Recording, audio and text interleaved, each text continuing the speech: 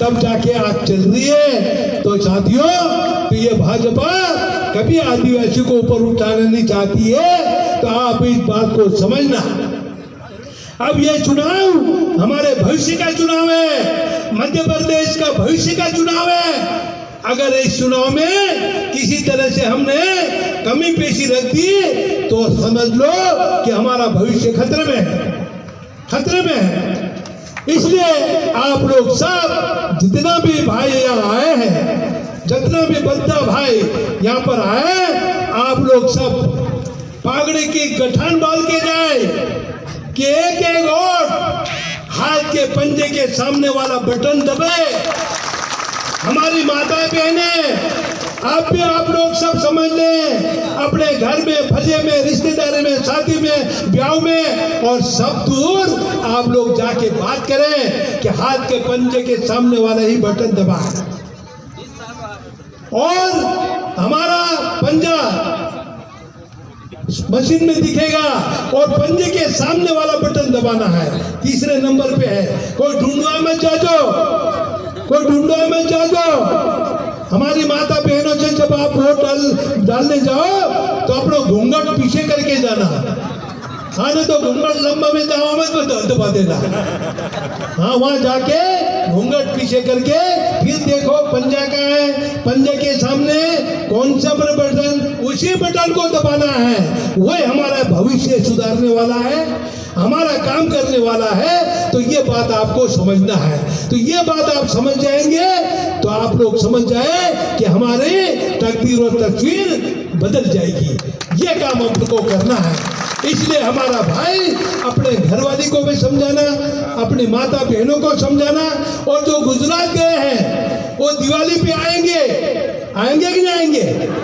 तो दिवाली पे आए तो उनको कहना वोट डाल के जाना, नहीं तो बहुत सारे दिवाली करके दूसरे तीसरे दिन चल देंगे। 4 दिन बाद चुनाव है, दिवाली के 4 दिन बाद चुनाव है। तो आप सभी भाई कह देना कि जो भी गए गुजरात से आए वो कहना आप वोट डाल के जाना।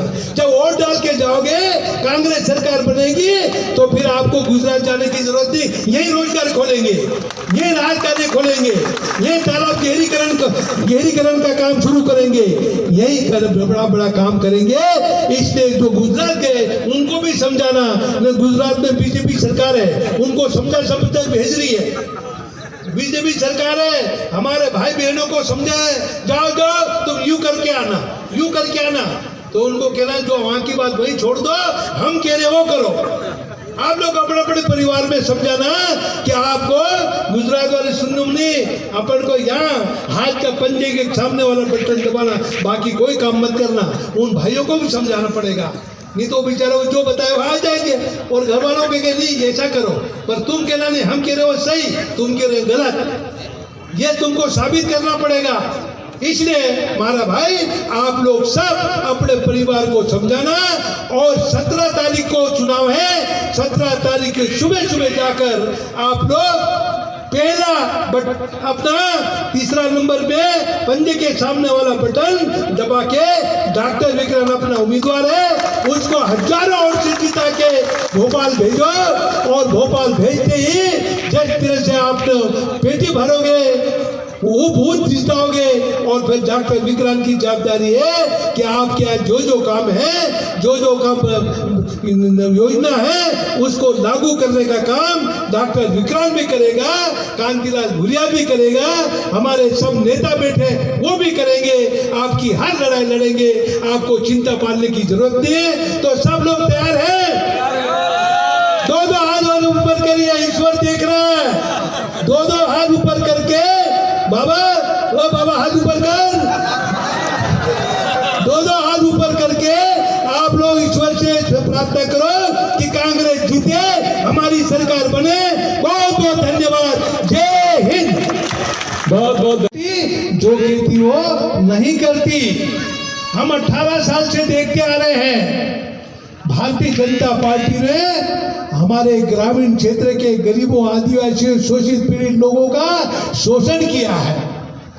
कांग्रेस पार्टी जब जब दिल्ली में सरकार होती है, भोपाल में सरकार होती है, तो आदिवासियों को हर तरह से, चाहे इंदिरा आवास की बात हो, चाहे कि नौजवानों को रोजगार की बात हो, महिलाओं की सम्मान की बात हो, किसानों को कर्जा माफ करने की बात हो, कांग्रेस पार्टी करती आई है।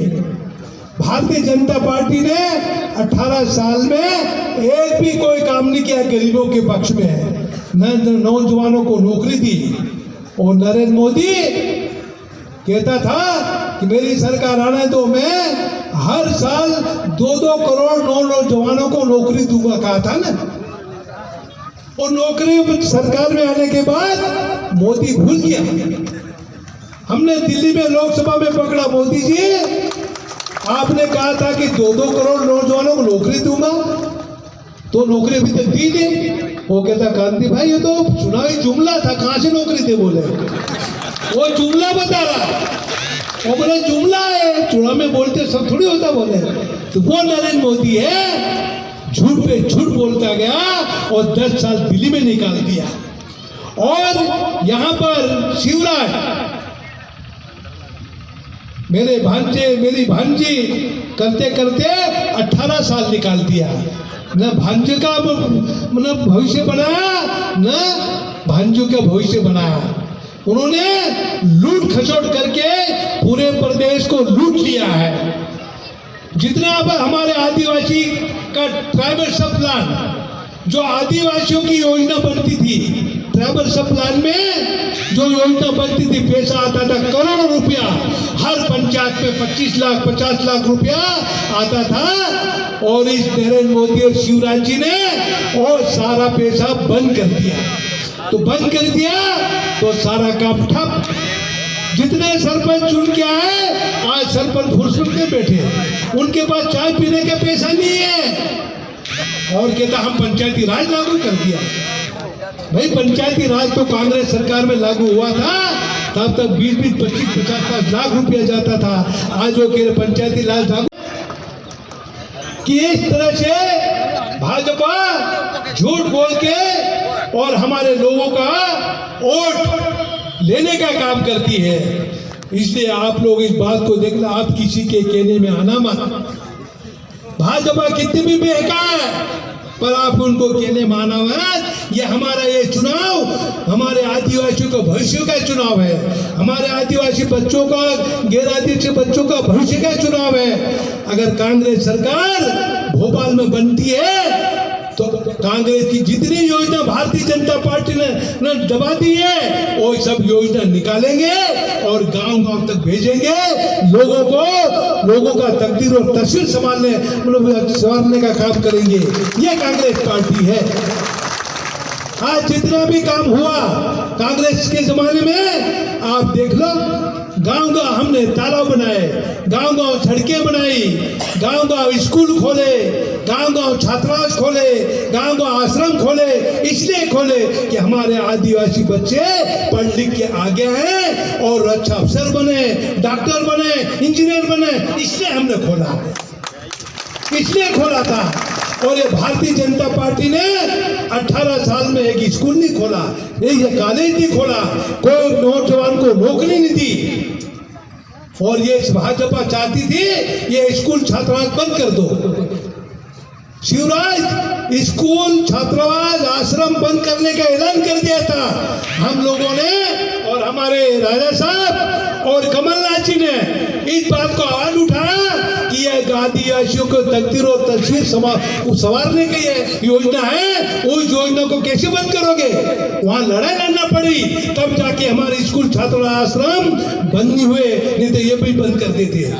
उनका ये था कि आदिवासी बच्चों को पढ़ाओ मत, पढ़ लिख के आगे आ जाएंगे तो ये सब जगह मांगने की बात करेंगे, अधिकार मांगने की। ये बात भाजपा कर